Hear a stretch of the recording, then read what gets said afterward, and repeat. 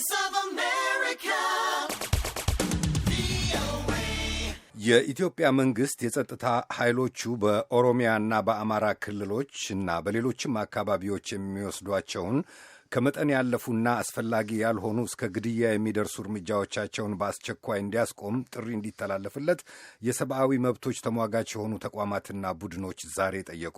15 ዓለም አቀፍ ድርጅቶችና ተቋማት ለተባበሩት መንግስታት ድርጅት የሰብአዊ መብቶች ምክር ቤት ባስገቡት ደብዳቤያቸው ካሰፈሯቸው 6 ጥያቄዎች መካከል መንግስቱ በተቃውሞዎች ወቅትና ከዚያም በኋላ በዘፈቀደ ያሰራቸውን ጋዜጠኞች፣ የሰብአዊ መብቶች ተሟጋቾች፣ የተቃዋሚ ፖለቲካ ድርጅቶች መሪዎችና አባላት እንዲሁም በሰልፎች ላይ የተሳተፉትን ያለ ድርድርና በአፋጣኝ እንዲፈታ ምክር ቤቱ የኢትዮጵያን መንግስት እንዲጠይቅ አሳስበዋል። በተጨማሪም የተባበሩት መንግስታት ድርጅት ልዩ ምርመራ ቡድኖች ወደ ሀገሪቱ እንዲገቡ ለቀረቡለት ጥያቄዎች መንግስቱ አዎንታዊ መልስ እንዲሰጥ እንዲሁም ዓለም አቀፍ የሆነ ጥልቀት ያለው ነጻና ከወገንተኝነት የጸዳ ግልጽ ምርመራ እንዲካሄድ ፈራሚዎቹ ድርጅቶች አሳስበዋል። በሀገሪቱ ውስጥ ለተፈጸሙ የሰብአዊ መብቶች ረገጣዎች ተጠያቂ ናቸው የሚባሉ ዓለም አቀፍ ሕግጋትንና ደረጃዎችን በጠበቀ ሁኔታ እንዲጠየቁና በነጻ ፍትህ እንዲዳኙ ማረጋገጫ እንዲሰጥ የሚሉና ሌሎችም ጥያቄዎች ለመንግስታቱ ድርጅት የሰብአዊ መብቶች ምክር ቤት ዛሬ ያስገቡት ድርጅቶች ጠይቀዋል።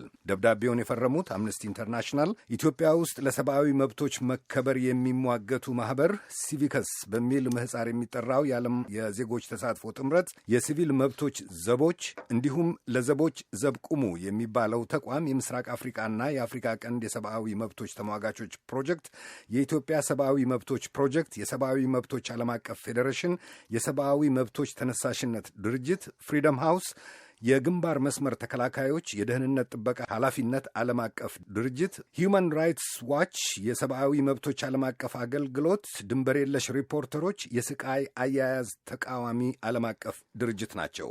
ኢትዮጵያ የሰብአዊ መብቶች ምክር ቤቱ አባልና ምክትል ፕሬዚደንት በመሆኗ የሰብአዊ መብቶችን ጥበቃ ከፍተኛ ደረጃ ልታሟላ የሚጠበቅበት ሀገር መሆኗን የሚያስታውሰው ይህ ጥያቄ በመንግስታቱ ድርጅት ጠቅላላ ጉባኤ ውሳኔ 6-0 ህዝባር 251 ኦፒ 9 መሰረት ሙሉ በሙሉ መተባበር እንደሚኖርባት ያሳስባል። ደብዳቤው በሀገሪቱ ውስጥ ተፈጽመዋል የሚላቸውን ግድያዎችና እስራቶችን ቦታና ሁኔታ ይናገራል። የኢትዮጵያን መንግስትና የተባበሩት መንግስታት ድርጅት የሰብአዊ መብቶች ምክር ቤትን ምላሾች ለማግኘት ጥረቶች እያደረግን እንገኛለን። ተጨማሪና ዝርዝር ዘገባ በነገው ምሽት እናቀርባለን።